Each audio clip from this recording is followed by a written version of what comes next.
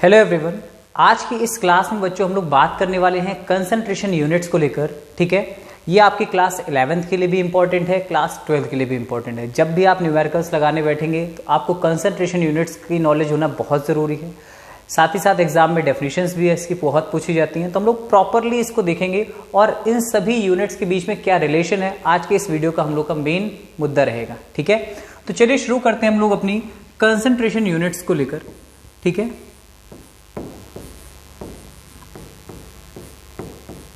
Concentration units of solution, solution की concentration units. ठीक, सबसे पहला इसमें हम लोग बात करने चल रहे हैं बच्चों strength in gram per litre को लेकर। First one is strength in gram per litre. बहुत सिंपल सी चीज है, आप लोग जब भी कभी यूनिट यूज करते हैं नॉर्मल लाइफ में तो हम लोग ग्राम पर लीटर में ही यूज करते हैं और बहुत इजी डेफिनेशन बनती है बच्चों।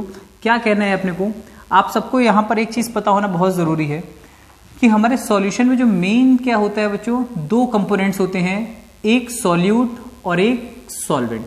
ठीक है ना, एक कंपोनेंट हमारे सॉल्यूशन का कौन होता है, सॉल्यूट, और दूसरा कंपोनेंट हम लोग क्या लेते हैं उसमें, सॉल्वेंट। ठीक है, इस चीज को पहले क्लैरिफाई कर लेते हैं। सॉल्यूट सॉल्यूशन का वो कंपोनेंट होता है जो सॉल्यूशन के अंदर लेस अमाउंट में प्रेजेंट होता है। The component which is present in less amount is called solute. ठीक है, और वो कंपोनेंट जो सॉल्यूशन के अंदर एक्सेस अमाउंट में होगा इज कॉल्ड सॉल्वेंट। ठीक है, इसी वजह से मैं आज की क्लास में जो बच्चों सिंबल्स यूज करूंगा उसमें ध्यान रखिएगा। क्या सॉल्यूट के लिए अगर ग्राम वेट होगा बच्चों तो वो स्मॉल w होगा, सॉल्वेंट के लिए जो ग्राम वेट होगा वो कैपिटल W होगा। सॉल्यूट का जो मॉलिक्यूलर वेट होगा स्मॉल m होगा, सॉल्वेंट के लिए जो मॉलिक्यूलर वेट होगा कैपिटल M होगा। सॉल्यूट के लिए जो नंबर ऑफ मोल्स होंगे स्मॉल n होंगे और सॉल्वेंट के लिए जो नंबर ऑफ मोल्स होंगे वो कैपिटल N होंगे। बहुत सिंपल सा है, कुछ बुक्स में WA WB करके ले लेते हैं, W1 W2, अपने लोगों ने सिंपल सा बना लिया। अगर स्मॉल w है तो वो सॉल्यूट का है, अगर कैपिटल W है तो वो सॉल्वेंट का ग्राम वेट है। ठीक है, तो चलिए strength in gram per litre की बात करते हैं। ठीक है, इसको हम लोग किससे डिनोट करते हैं, इसको हम लोग डिनोट करते हैं बच्चों S से। तो याद रखेंगे आप लोग, it is denoted by S। और पहले हम लोग इसकी डेफिनेशन अगर बनाएं क्या बनती है, देखिए ध्यान से बोलते हो ग्राम weight of solute, gram weight of solute present in 1 litre volume of solution, 1 litre volume of solution. यानी हमें यहां पर सॉल्यूशन का वॉल्यूम लेना है, वो किस में लेना है, लीटर में। ठीक है, और ये रेशियो बन गया। आप चाहे ये भी कह सकते हो the ratio between gram weight of solute to the volume of solution in litre is called strength in gram per litre. या सिंपल सा बोला हमने, क्या बोला, the gram weight of solute present in 1 litre volume of solution is called strength in gram per litre. ठीक है, और यहीं से इसका फॉर्मूला क्या बन जाएगा हमारे पास, तो ग्राम वेट ऑफ सॉल्यूट यानी क्या हो गया बच्चों, small w, volume of solution क्या हो जाएगा V। और बाय द वे, क्योंकि हम लोग लैब में जब भी यूज करते हैं तो हमारे पास जो भी कंटेनर्स होते हैं generally 100 ml, 250 ml, 500 ml mls में होता है बच्चों वहां पर, तो हम लोग हमेशा यूज जो वैल्यूज करते हैं न्यूमेरिकल्स में हमें मिलता है वॉल्यूम वो ml में होता है, बट हमें किस में चाहिए, लीटर में। इस ml को लीटर में कन्वर्ट करने के लिए 1000 से हमें डिवाइड करना होगा, जो ऊपर जाके कहाँ आ जाएगा, मल्टीप्लाई में। तो आपके पास फॉर्मूला बन गया क्या, S equals to W into 1000 upon V। Similarly ऐसे हम बात करने वाले हैं आज की क्लास में किसको लेकर, सेकेंड इज नॉर्मेलिटी। सेकेंड हम लोग बात करने चल रहे हैं किस पर बच्चों, नॉर्मेलिटी पर। अब ये नॉर्मेलिटी क्या चीज होती है, देखें ध्यान से। ठीक है, तो हम लोग बात करते हैं नॉर्मेलिटी पर। हम लोग नॉर्मेलिटी को डिनोट करते हैं कैपिटल N से। ठीक है, नॉर्मेलिटी क्या होती है, सेम वही चीज करनी है। अगर सॉल्यूशन के 1 लीटर वॉल्यूम में हम ग्राम वेट को ना कंसीडर करके किसको कंसीडर करेंगे, ग्राम इक्विवेलेंट्स को, तो आप बोलते हो total number of gram equivalents किसके, of solute present in 1 litre volume of solution. नीचे सेम चीज, 1 litre volume of solution is called its normality. Definition clear हुई सबको नॉर्मेलिटी की? क्या कहा हमने? The total number of gram equivalents of solute present in 1 litre volume of solution is called normality. अब ये ग्राम इक्विवेलेंट कैसे निकलते हैं समझिएगा. ग्राम इक्विवेलेंट निकालने का तरीका बड़ा easy, gram weight upon equivalent weight. ठीक है, तो फॉर्मूला क्या बन जाएगा? सॉल्यूट का ग्राम वेट क्या हो गया? Small w. अभी हम लोग चर्चा करेंगे बच्चों इक्विवेलेंट वेट क्या होता है. ठीक है, फिलहाल आप लोग अभी नोट करेंगे इसको, ई से डिनोट करते हैं इक्विवेलेंट वेट, अपॉन में वॉल्यूम, और फिर वही चीज अगर हमें न्यूमेरिकल्स में वॉल्यूम ml में मिल रही है तो इसको लीटर में कन्वर्ट 1000 डिवाइड करेंगे, ऊपर जाके वही 1000 कहां पहुंच जाएगा? मल्टीप्लाई में. बिल्कुल ऐसे ही हम लोग बात करने वाले हैं किस पर? Third one is molarity. Molarity, molarity क्या चीज होती है? सिमिलर टू नॉर्मेलिटी, बस छोटा सा चेंज. मोलैरिटी को हम लोग डिनोट करते हैं कैपिटल एम से. थोड़ा सा आपको कंफ्यूजन रहा करेगा क्योंकि यार हम लोग ने सॉल्वेंट के मोलिकुलर मास को भी कैपिटल एम माना है, बट उसको बहुत कम यूज करना पड़ेगा आपको, इसलिए आपको मोलैरिटी का जहां भी कैपिटल एम दिखेगा वहां आपको क्या लेना है? मोलैरिटी. जब भी आपको ये दिखे तो याद रखो यहां पर नीचे क्या लिख दिया करो? सॉल्वेंट. ये जो एम है किसके लिए? मोलिकुलर वेट है किसका? सॉल्वेंट का. ठीक, चलिए खैर, तो मोलैरिटी क्या होती है? जैसे नॉर्मेलिटी में हम क्या कर रहे थे बच्चों? 1 लीटर वॉल्यूम ऑफ सॉल्यूशन में क्या कंसीडर कर रहे थे? सॉल्यूट के ग्राम इक्विवेलेंट्स. मोलैरिटी में क्या कंसीडर करते हैं? ग्राम मॉलिक्यूल्स, या इसी को आप मोल भी बोलते हो. The total number of gram molecules किसके? Of solute present in 1 litre volume of solution. 1 litre volume of solution is called its molarity. उसको हम क्या बोल सकते हैं? उसकी मोलैरिटी. आई होप मोलैरिटी की डेफिनेशन भी क्लियर हो चुकी है आपको. फॉर्मूला क्या बन जाएगा? जैसे ग्राम इक्विवेलेंट निकाला था, कैसे निकाला था? Gram weight upon equivalent weight. ये क्या हो गए थे आपके? ग्राम इक्विवेलेंट्स. वैसे ही ग्राम मॉलिक्यूल कैसे निकालेंगे बच्चों? Gram weight upon molecular weight, W upon m. Solute के लिए मोलर मास क्या होगा? Small m. फिर से वॉल्यूम क्या? V. ml में है अगर तो ऊपर क्या आ जाएगा? इनटू में 1000. ठीक बच्चों, और लास्ट हम लोग अभी बात करते हैं फिलहाल, इसके बाद और भी चीजें, बट फिलहाल ये 4 एक साथ जो देखनी थी अपने लोग को. तो लास्ट वन इज मोलैलिटी. ठीक है, और मोलैलिटी को हम लोग डिनोट करने वाले हैं किससे? स्मॉल m से. और क्योंकि हम लोग मॉलिकुलर मास को भी स्मॉल m से कर रहे हैं इसलिए इसको हम स्मॉल m डैश से कर लेते हैं. ठीक है, तो यहां पे क्या होगा? मोलैलिटी भी सेम चीज होती है बिल्कुल मोलैरिटी की तरह, बस मोलैरिटी को हम कंसीडर कर रहे होते हैं कहां पर? 1 लीटर वॉल्यूम ऑफ सॉल्यूशन में, जबकि मोलैलिटी को हम कंसीडर करने वाले हैं कहां पर? देखिए ध्यान से, बोलते हो gram molecule of solute. Gram molecule of solute present in mass of solvent. और कितना? 1 kg मास ऑफ सॉल्वेंट. और अब की बार सॉल्वेंट का जो हम मास लेंगे वो किस में लेंगे बच्चों? kg में. ठीक है, तो क्या बन जाएगा हमारे पास फॉर्मूला? ग्राम मॉलिक्यूल, फिर से वही चीज, gram weight upon molecular weight, यानी W अपॉन में m. और अब की बार क्या लिया है? Mass of solvent. सॉल्वेंट का मास क्या हुआ करता था बच्चों? Capital W. तो यहां क्या लिखेंगे लोग? Capital W. और अगर ये ग्राम में दिया हो क्वेश्चन में, ये ग्राम में जनरली गिवन हो, तो फिर से kg में कन्वर्ट करने के लिए 1000 का मल्टीप्लाई. आई होप आपको ये 4 डेफिनेशन एक जैसी हैं बिल्कुल और अच्छे से क्लियर हो रही हैं. हम लोग फिर से रिकॉल करने चल रहे हैं इन चारों को, ध्यान से समझेंगे बच्चों. क्या कहा अपने लोगों ने? Strength in gram per litre क्या होता है? Gram weight of solute present in 1 litre volume of solution is called strength in gram per litre. ठीक है, नॉर्मेलिटी क्या होती है? Gram equivalent of solute present in 1 litre volume of solution is called its normality, denoted by capital N. gram molecules of solute present in 1 liter volume of solution is called its molarity, and gram molecule of solute present in 1 kg mass of solvent is called molality. Clear है सबको? I hope कोई doubt नहीं होगा इसमें. अगर इतनी बात सभी लोग समझ चुके हो तो देखो ध्यान से हम क्या करने वाले हैं. अगर आपको यहां तक की बात क्लियर हो चुकी है बच्चों, ठीक है, तो समझने की कोशिश करो, आपके पास प्रॉपरली जो फॉर्मूले आ गए एक तरह से, हम उन फॉर्मूलाज को अगर लिखना शुरू करें तो हम क्या लिख सकते हैं, जो हमारे पास फाइनल फॉर्मूले बन के आ गए।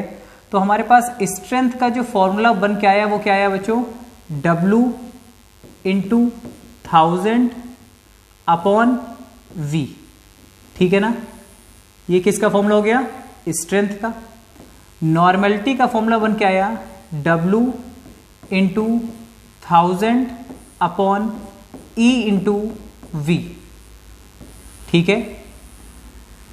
मोलैरिटी का फॉर्मूला हमारे पास बन के आया बच्चों W into 1000 upon M into V, और मोलैलिटी का फॉर्मूला हमारे पास बन के आया बच्चों W into 1000 upon M into capital W, ठीक है। अगर आप इसमें ध्यान से देख पा रहे हो तो आपको दिख रहा होगा इन तीनों फॉर्मूलों में बच्चों वॉल्यूम नजर आ रहा है, ठीक है, जबकि मोलैलिटी में वॉल्यूम नहीं है। यहां से एक बहुत इंपॉर्टेंट क्वेश्चन को याद रखिएगा, क्योंकि इन तीनों में वॉल्यूम है और वॉल्यूम डिपेंड करता है किस पर, टेम्परेचर पर।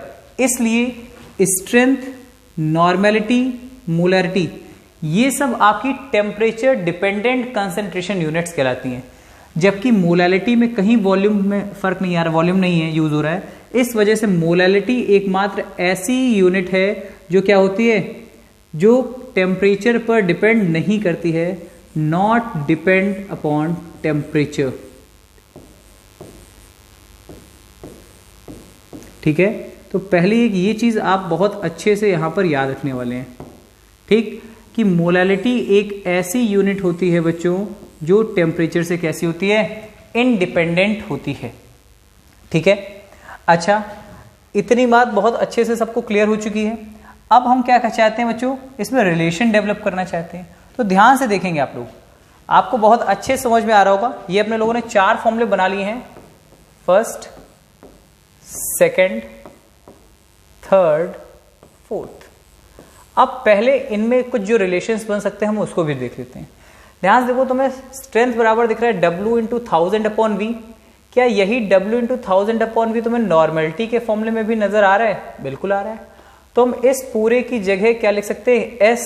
तो नॉर्मेलिटी बराबर S अपॉन E, या बोल सकते हो S बराबर नॉर्मेलिटी इंटू इक्विवेलेंट वेट। तो हमारे पास ध्यान से देखो एक और फॉर्मूला क्या आने जा रहा है, एक और फॉर्मूला हमारे पास आ गया बच्चों, क्या कि स्ट्रेंथ बराबर होती है किसके, नॉर्मेलिटी इंटू इक्विवेलेंट वेट के। आई बात समझ में? ध्यान से देखो अगर, तो आपको क्या नजर आएगा, सेम चीज मोलैरिटी के फॉर्मूले में भी नजर आएगी, W इंटू 1000 अपॉन V। तो इस जगह पे भी हम क्या लिख सकते हैं, स्ट्रेंथ।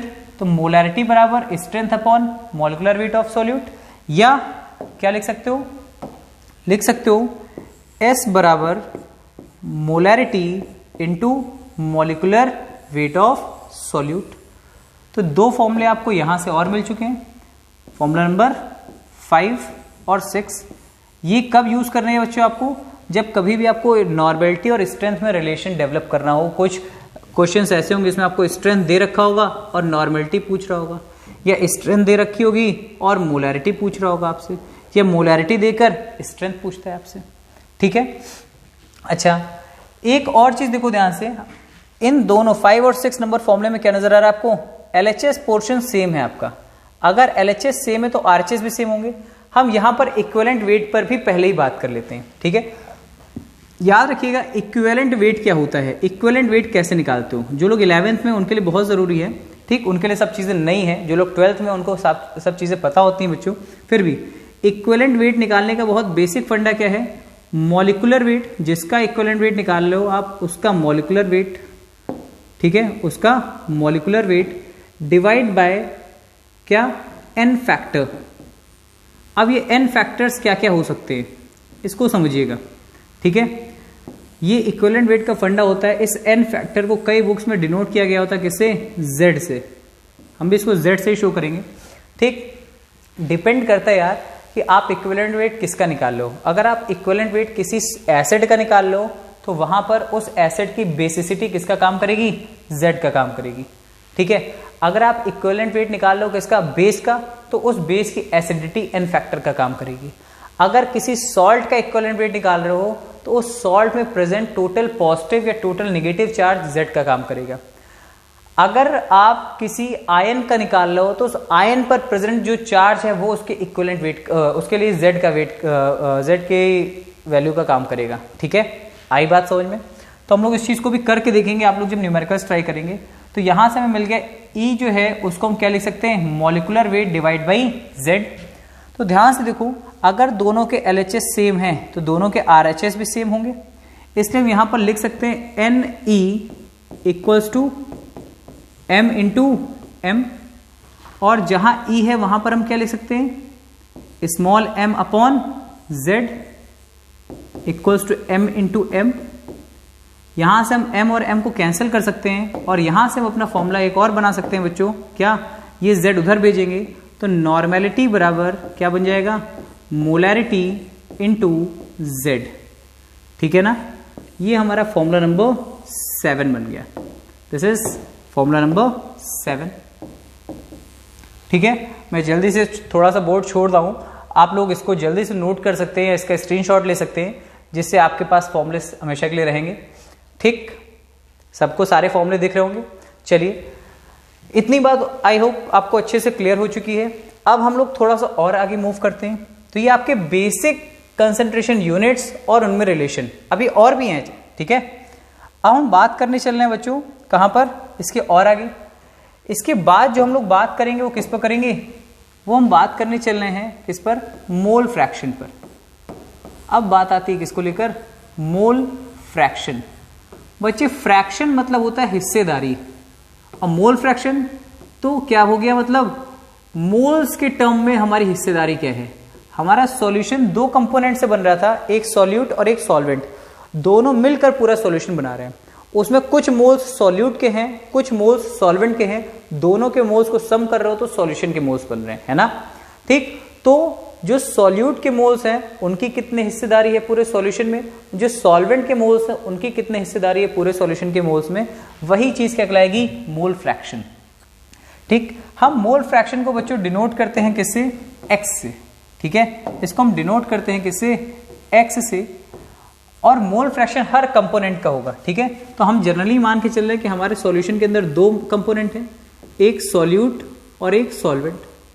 और आप सबको इससे पहले बताया, सॉल्यूट का मोल फ्रैक्शन निकालोगे तो क्या लिखोगे, number of moles of solute, जिसका निकाल रहे हो बच्चों उसके मोल्स ऊपर आएंगे, तो number of moles of solute upon में क्या बनेगा, नंबर ऑफ मोल्स किसके, चाहे आप पूरे सॉल्यूशन बोल सकते हो या बोल सकते हो number of moles of solute plus solvent. ठीक है ना, आई बात समझ में। सिमिलरली अगर हम चाहे तो लिख सकते हैं सॉल्वेंट के लिए भी फॉर्मूला। ठीक है, क्या बनेगा, number of moles of solute, sorry आपकी सॉल्वेंट निकाल लो, number of moles of solvent upon number of moles of solute plus solvent. जल्दी से पहले तो डेफिनेशन हम लोग क्लियर करते हैं, देन फॉर्मूले को और प्रॉपर वे में लिखते हैं। तो सॉल्यूट का मोल फ्रैक्शन सॉल्वेंट, अगर हम दोनों की एक ही डेफिनेशन बनाएं तो क्या बोलेंगे, हम जिस भी कंपोनेंट का मोल फ्रैक्शन निकालना चाहेंगे उस कंपोनेंट के नंबर ऑफ मोल्स हमेशा कहां रहेंगे, ऊपर। हम जब सॉल्यूट का मोल फ्रैक्शन निकालना है तो ऊपर किसके नंबर ऑफ मोल्स हैं, सॉल्यूट के। हम जब सॉल्वेंट का मोल फ्रैक्शन निकालना है तो ऊपर किसके नंबर ऑफ मोल्स हैं, सॉल्वेंट के, है कि नहीं। और नीचे डिनोमिनेटर पार्ट में आपके दोनों के नंबर ऑफ मोल्स का सम होता है। तो आप कह सकते हो क्या, यहां से डेफिनेशन अगर मोल फ्रैक्शन लिखी जाए तो क्या बोलोगे, ठीक है, the mole fraction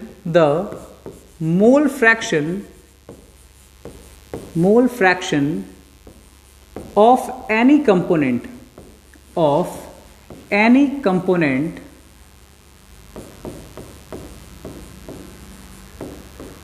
is equal to the ratio between number of moles of that component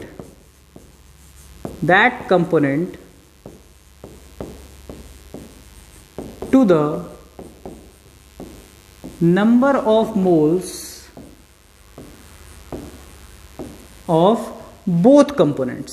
समझ गए होंगे आई होप सभी लोग।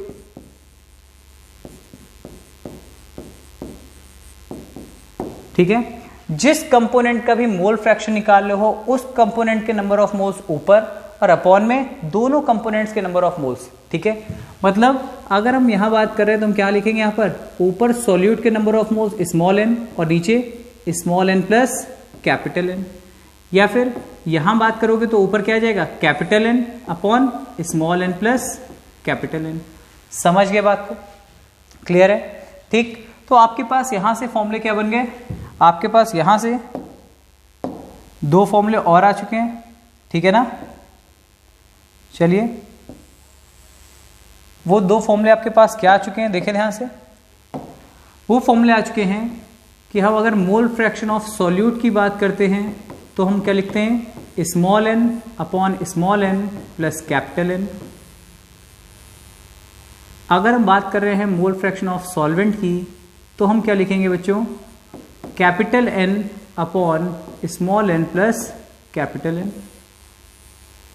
और इनको हम लोग नंबर दे सकते हैं। हम लोग लास्ट पेज पे थे तो हम लोगों ने कितने फॉर्मूले पढ़े थे, 7। तो अब हम लोग बात करने वाले हैं इस पर, तो इस पर हम लोग ये दे सकते हैं फॉर्मूला नंबर 8, फॉर्मूला नंबर 9। और अगर हम इन दोनों का सम कर दें तो हमारे पास एक और फॉर्मूला बनने वाला है। ध्यान से देखें, अगर आप इन दोनों का सम करेंगे तो क्या बन जाएगा, मोल fraction of solute plus mole fraction of solvent. जब आप सम करेंगे तो ध्यान से देखें, दोनों के डिनोमिनेटेड पार्ट सेम है तो न्यूमरेटर्स ऐड हो जाएंगे और ऐड होने के बाद वो भी क्या बन जाएंगे, small N plus capital N. और ये तो इन दोनों का डिवीजन क्या आ जाएगा, 1। तो यानी मोल फ्रैक्शन ऑफ सॉल्यूट और मोल फ्रैक्शन ऑफ सॉल्वेंट का जो सम होता है बच्चों, वो किसके इक्वल होता है, 1 के इक्वल होता है।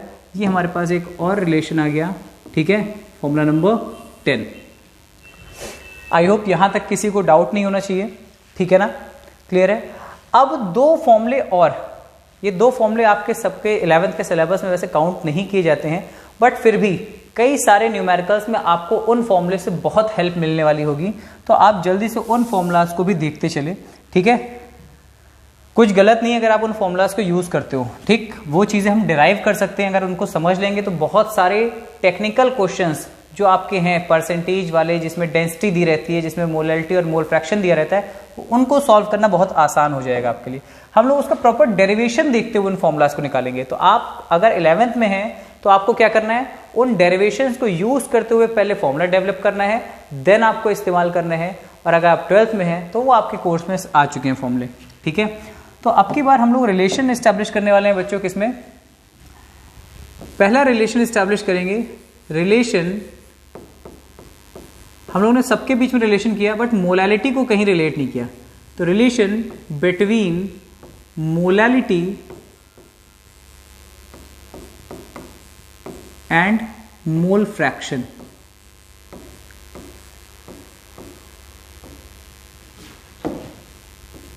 ठीक है, मोलैलिटी और मोल फ्रैक्शन के बीच में पहले रिलेशन डेवलप करते हैं। ठीक, चलिए शुरुआत करते हैं अपने लोग इसकी। ठीक तो सभी को बच्चों मोलैलिटी का फॉर्मूला पता है कि नहीं। मोलैलिटी का फॉर्मूला क्या बनाया अभी हम लोगों ने, मोल फ्रैक्शन मोलैलिटी का फॉर्मूला क्या बनाया अभी हम लोगों ने, m dash equals to small w into 1000 upon small m into capital W। मानते हैं आप लोग, ठीक है ना, सबको पता है ये मोलैलिटी का फॉर्मूला है, अभी आपने सीखा है। ठीक है, अब ध्यान देखो, ये small w upon small m आपका क्या बन जाएगा, स्मॉल n बन जाएगा। हमें मोल फ्रैक्शन पता है, small n upon small m capital होता है, तो हम पहले इसको नंबर ऑफ मोल्स में कन्वर्ट करते हैं। तो यहां से हमें स्मॉल n तो मिल गया, मोल फ्रैक्शन में हमें स्मॉल n भी चाहिए होता है और हमें क्या चाहिए होता है, कैपिटल n भी चाहिए होता है। तो अगर हमें कैपिटल n बनाना है तो आपको पता है ये w किसका है, सॉल्वेंट का वेट है।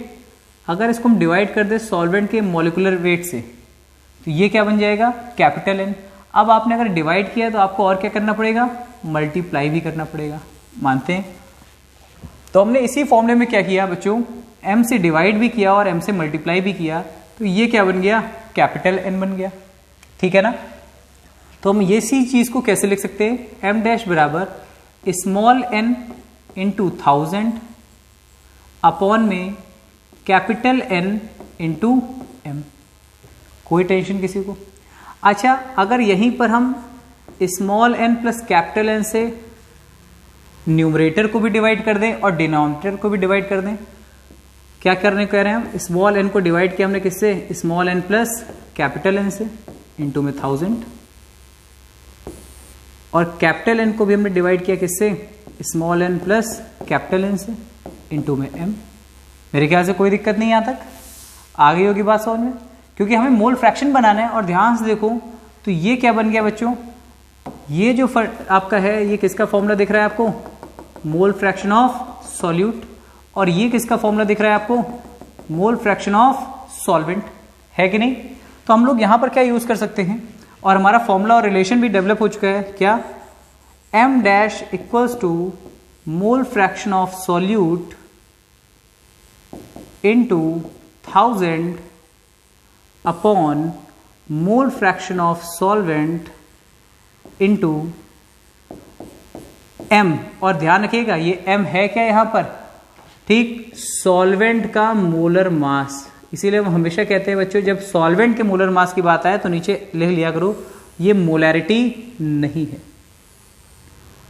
ठीक है।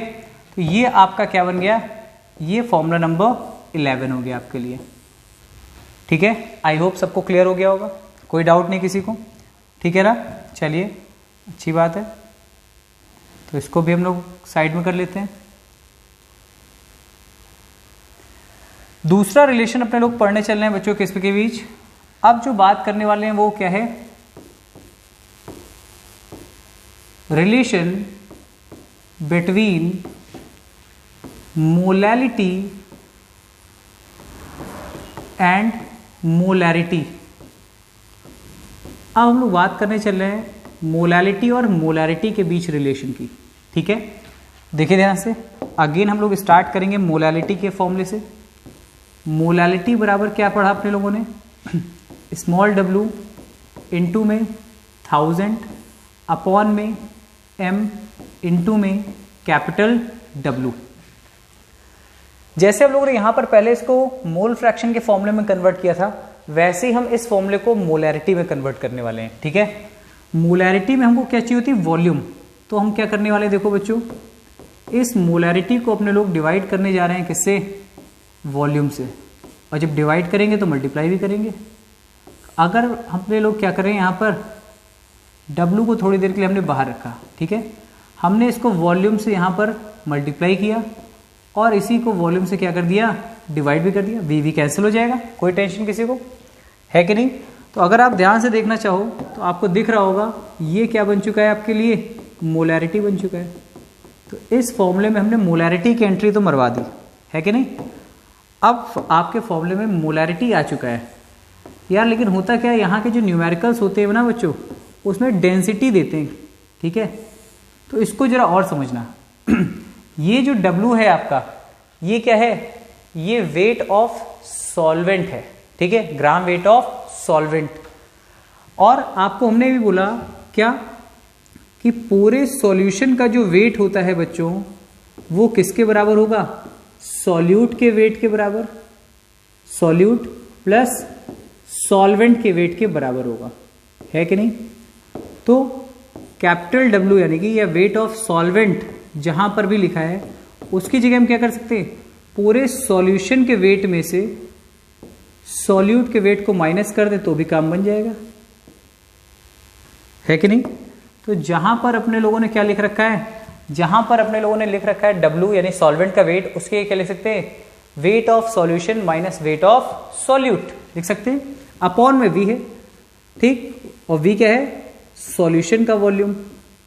तो weight of solution minus weight of solute, और V को हम दोनों के नीचे अलग अलग कर दे, कोई दिक्कत होगी नहीं किसी को। तो ध्यान समझना बच्चों, ये क्या बन गया आपके पास, देखो ये बन गया डेंसिटी, ठीक है, क्या बन गया, डेंसिटी। सॉल्यूशन का वेट अपॉन सॉल्यूशन का वॉल्यूम, वेट बाय वॉल्यूम क्या बन जाएगा, डेंसिटी। तो आपके पास फॉर्मूला क्या बना, मोलैलिटी बराबर मोलैरिटी अपॉन में डेंसिटी माइनस, अच्छा यहां पर भी देखो बहुत कुछ आपको लग रहा है, इसको भी हम मोलैरिटी में ही कन्वर्ट कर लें। आपके पास सॉल्यूट का वेट है अपॉन में v है, अगर हम इसको स्मॉल m से डिवाइड कर दें और स्मॉल m से मल्टीप्लाई कर दें कोई टेंशन नहीं। अगर हम इसको 1000 से ऊपर मल्टीप्लाई कर दें और नीचे डिवाइड कर दें कोई टेंशन नहीं, सब कुछ सेम है। तो देखो अगेन यहां पर क्या बन गया हमारे पास, फिर से हमारे पास क्या बन गया, मोलैरिटी बन गया ना। तो हम लोग इसको फिर से यूज करने वाले हैं, ठीक है।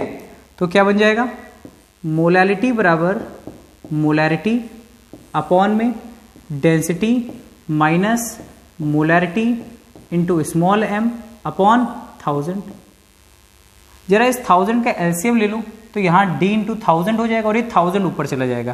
तो यहाँ से आपके पास रिलेशन आने जा रहा है, आपका फॉर्मूला डेवलप होने जा रहा है क्या, ठीक, वो फॉर्मूला बन गया आपके पास मोलैलिटी बराबर मोलैरिटी, ये 1000 ऊपर आ जाएगा इंटू में 1000 अपॉन डेंसिटी इंटू में 1000 minus molarity into molecular weight of solute, ठीक है।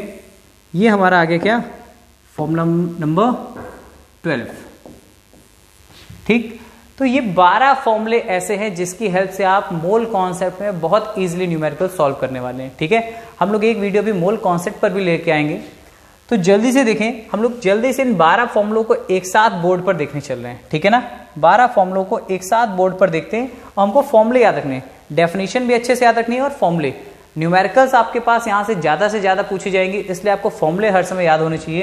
तो जल्दी से देखिए अपने लोगों ने क्या क्या फॉर्मूले पढ़े आज अपने लोगों ने जो स्टार्ट किया वो कहाँ से किया, वो किया बच्चों स्ट्रेंथ से, ठीक है ना।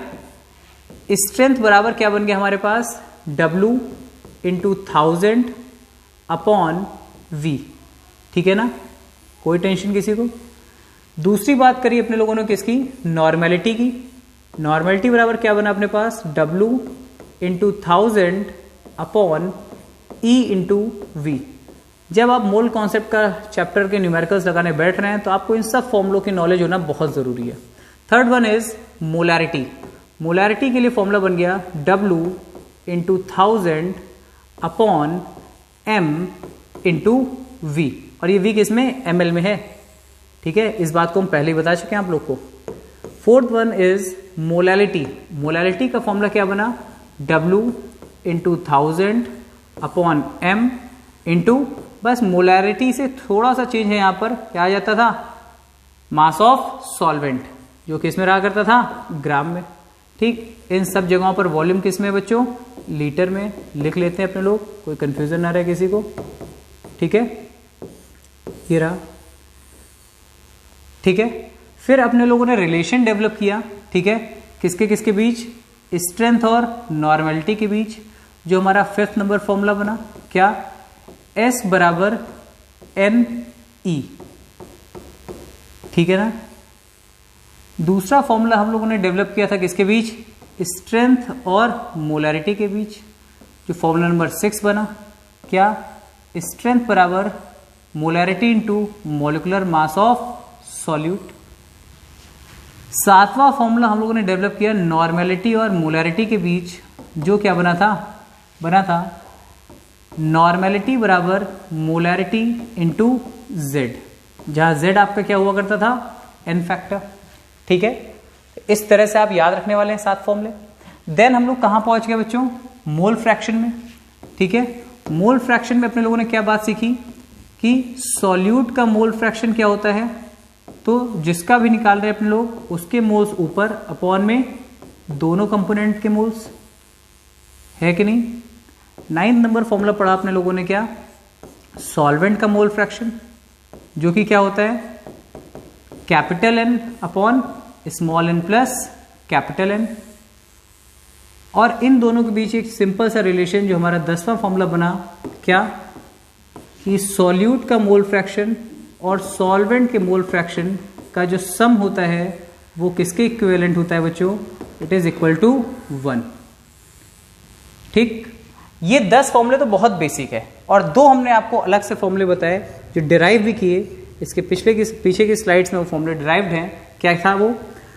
तो वहाँ पहला फॉर्मूला पढ़ा था relation between molality and mole fraction, जो क्या था? मोल फ्रैक्शन ऑफ सॉल्यूट इनटू में 1000 upon mole fraction of solvent into में मोलर मास ऑफ सॉल्वेंट। ठीक है, ये आपका 11th नंबर फॉर्मूला बन गया था। And the last one is 12th formula जो आपका यहां पर आज अपने लोगों ने बनाया, वो था मोलैलिटी और मोलैरिटी में relation, molarity into 1000 upon density into 1000। ठीक है ना, minus molarity into molecular weight of solute. ये हमारा 12th नंबर फॉर्मूला बना। तो ये 12 ऐसे फॉर्मूले हैं और कंसंट्रेशन यूनिट्स भी हैं साथ ही साथ। तो ये सारी कंसंट्रेशन यूनिट्स और उनके बीच में कुछ रिलेशंस, अगर आप इतनी बातों को समझते हुए काम करेंगे तो आपके लिए मोल फ्रैक्शन चैप्टर बहुत इजी हो जाएगा, मोल कॉन्सेप्ट चैप्टर बहुत इजी हो जाएगा। ठीक है ना, ये सारी चीजें आपको पता हो। साथ ही साथ ये चीजें 10th के लिए भी इंपॉर्टेंट है। 10th में सारी चीजें नहीं है, 10th में भी बहुत कम पोर्शन यहाँ से आएगा। ठीक है, तो वीडियो एक बहुत इजीली हमने सब चीज़ों को लेकर बनाया है कि जो बच्चे 10th में हैं, 11th में हैं, 12th में हैं, उनको इन कंसंट्रेशन यूनिट्स में बहुत समस्याएं आती हैं। जिसके जो भी डाउट्स हैं वो आसानी से मुझे शेयर करें मेरे पास, मेरे कमेंट बॉक्स में डालें कि नहीं सर मोल कॉन्सेप्ट नामक चैप्टर है जिसमें ये समस्याएं नहीं सॉल्व हो रही हैं, ये इस तरह की चीज़ें नहीं। अभी मोल कॉन्सेप्ट चैप्टर को लेकर हम लोग आगे और भी टॉपिक्स बनाने वाले हैं, खासकर स्टाइक्योमेट्री की न्यूमेरिकल्स जिसमें बच्चों को दिक्कत आती है, लिमिटिंग रिएजेंट के न्यूमेरिकल्स जिसमें बच्चों को दिक्कत आती है, मोल कॉन्सेप्ट एक्चुअल क्या चीज़ है। ठीक, हम लोग वो भी डिस्कस करेंगे आगे की वीडियोज़ में। तो आप लोग बेशक तैयार रहिए। ठीक है, वीडियोस को शेयर करते रहिए, सब्सक्राइब कीजिए चैनल को, और जो भी डाउट्स हैं उनको कमेंट बॉक्स में प्लीज़ लिख के भेजिए, जिससे उन पर जल्द से जल्द मैं वीडियोस बनाना शुरू कर सकूं। ठीक है, चलिए तो आज की क्लास में हम लोग यहीं पर